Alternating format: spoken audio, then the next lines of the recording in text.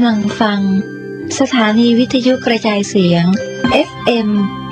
104.5 เมกะเฮิรตซ์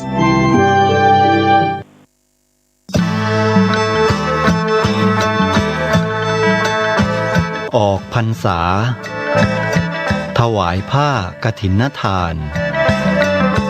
สืบสารพุทธประเพณี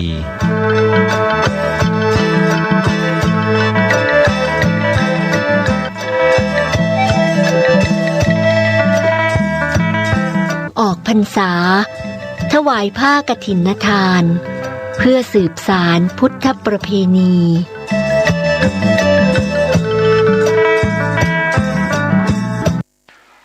ขอความนอบน้อมจงมีแด่พระรัตนตรัยเจ้าสามประการพระรัตนตรัยองค์ที่หนึ่งคือพระพุทธเจ้าพระรัตนตรัยองค์ที่สองคือพระธรรมเจ้า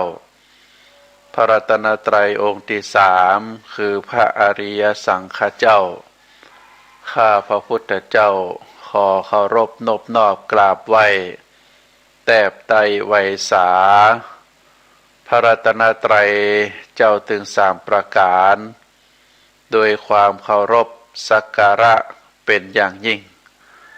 ขอถวายความเคารพ